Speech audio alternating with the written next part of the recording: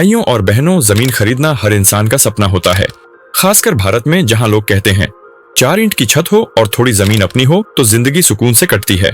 लेकिन भाई, अगर जमीन सही ना हो तो वही सपना एक दिन सबसे बड़ा सिर दर्द बन जाता है।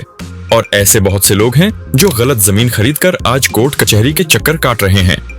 आज की इस वीडियो में मैं आपको बिल्कुल साफ साफ बताने वाला हूँ कौन कौन सी जमीन आपको भारत में कभी नहीं खरीदनी चाहिए और क्यों। ये जानकारी आपके लाखों रुपए बचा सकती है।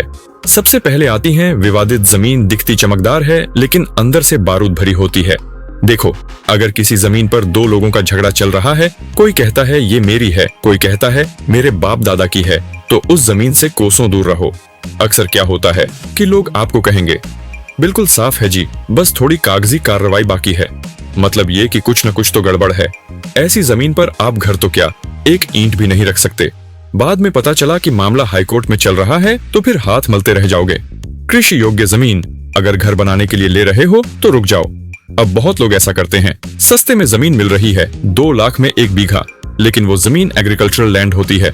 आप सोचते हो मैं उस पर घर बना लूंगा, लेकिन जब पक्की दीवारें खड़ी होती हैं तभी नोटिस आता है आपने खेती की जमीन पर अवैध निर्माण किया है। समझ लो, बिना कन्वर्जन कराए आप कुछ नहीं कर सकते। पहले जमीन को रेजिडेंशियल में कन्वर्ट कराओ, फिर प्लानिंग करो, नहीं तो पैसा डूब सकता है। फॉरेस्ट डिपार्टमेंट की जमीन ये सरकार की है, आपकी नहीं हो सकती।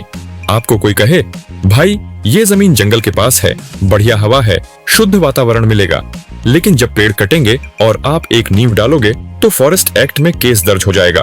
फॉरेस्ट लैंड चाहे दिखने में खाली हो, लेकिन सरकार की नजर में वो संरक्षित जमीन होती है। उस पर कोई निर्माण गैरकानूनी है, सरकार कभी भी आपकी प्रॉपर्टी गिरवा सकती है और जुर्माना अलग। ग्राम पंचायत, ग्राम समाज की जमीन फ्री में भी दे कोई तो मना कर देना। गांवों में अक्सर ऐसी जमीन दिखेगी जहां कोई रहता नहीं, घास उगी है, सब छोड़ चुके हैं।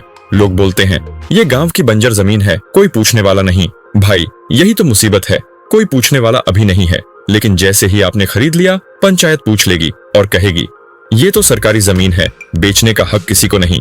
आप चाहें तो लाख बार रजिस्ट्री करा लो, कब्जा नहीं मिलेगा क्योंकि वो पब्लिक प्रॉपर्टी है। बाद में बुलडोजर भी आ सकता है। लीज वाली जमीन नाम आपका, लेकिन मालिक कोई और। कभी कभी शहरों में 99 साल की लीज पर जमीन मिलती है।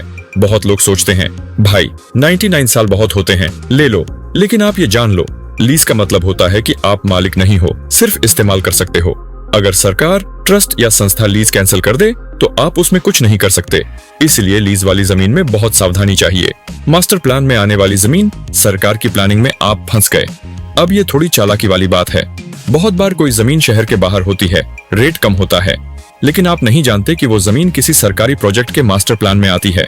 भविष्य में वहां से हाईवे निकलने वाला है, मेट्रो डिपो बनने वाला है या फिर एयरपोर्ट। अगर आपने ऐसी जमीन ले ली तो सरकार उसे अधिग्रहण कर लेगी और आपको जो मुआवजा मिलेगा वो शायद आपके खर्चे भी पूरे न करे। इसलिए किसी भी जमीन को लेने से पहले उसका मास्टर प्लान और लैंड यूज सर्टिफिकेट जरूर देखो।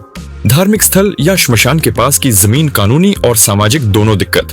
कुछ लोग सोचते हैं मंदिर के पीछे की जमीन खाली है, सस्ती भी है, ले लो, लेकिन ऐसी जमीनों में अक्सर सामाजिक विरोध होता है। पंडित जी मना करेंगे, गांव वाले चढ़ जाएंगे, कोर्ट केस अलग, और सबसे बड़ी बात वहां रहकर चैन नहीं आता। लोग डरते हैं और रीसेल करना भी मुश्किल होता है। आखिर में सबसे जरूरी बात, जमीन खरीदो लेकिन आंख बंद करके नहीं। किसी भी जमीन को खरीदने से पहले कम से कम ये चेक करें जमीन का टाइटल क्लियर है या नहीं, इसकी वकील से जांच करवाएं। म्यूटेशन, नामांतरण अपडेट है या नहीं, ये चेक करें। इनकम्बरेंस सर्टिफिकेट लें जिससे पता चले कि जमीन पर कोई कर्ज या मुकदमा तो नहीं। जमीन गैर अधिग्रहित, नॉन अक्वायर्ड है या नहीं, यह भी जांचें। जमीन का लैंड यूज टाइप जाने, कृषि, आवासीय या व्यावसायिक। और सबसे जरूरी, अगर आप पहली बार जमीन खरीद रहे हैं तो एक अनुभवी रजिस्टर्ड वकील या प्रॉपर्टी कंसल्टेंट की मदद जरूर लें, क्योंकि एक गलती आपकी जिंदगी भर की कमाई डुबा सकती है। तो दोस्तों, उम्मीद है ये वीडियो आपको पसंद आया होगा और इससे आपको सही फैसला लेने में मदद मिलेगी। अगर आपने भी कभी किसी जमीन से जुड़ी दिक्कत देखी है तो नीचे कमेंट करके बताओ। और अगर आप चाहते हो कि अगला वीडियो जमीन खरीदने की सही प्रक्रिया पर हो तो वीडियो को लाइक और चैनल को सब्सक्राइब करना मत भूलना।